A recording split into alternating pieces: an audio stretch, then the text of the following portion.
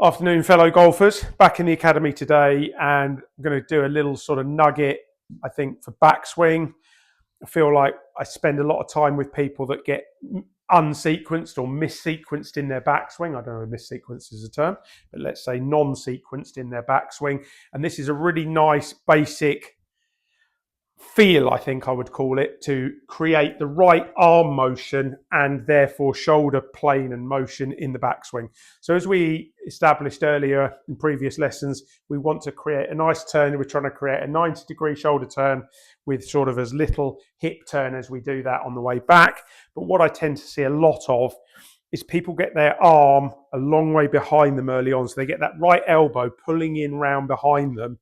Now, whether that's too much rotation or it's too much sort of stand-up rotation, let's say, where they're, oh, no, I've got to hit it from the inside, so we're desperate to get the club round here. Very rarely do I get anyone that keeps the club outside there.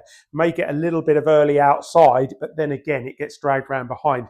So the really simple concept, and I love this, is if I set up now, obviously glove hand, which is my left hand, and I'm just going to put it under my right bicep, I believe is the right term here.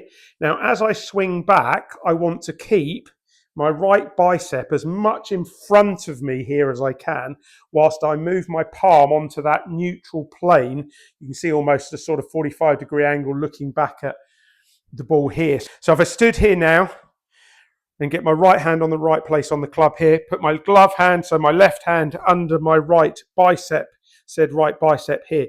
You can see as I swing back here, if I keep that out in front of me, the club should then, and the right forearm should then fold, and we suddenly can see we can get to a nice kind of wide position here at the top.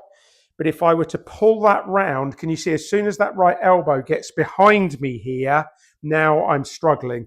So again, if I can keep that club face out in front of me and I can keep that right forearm, and what I'm feeling very much here is that I'm keeping almost my bicep where it is, and as I swing back, my hand, let's say, in the club head especially, but my hand is going past that elbow initially, and then it's able to work to the top in a unit.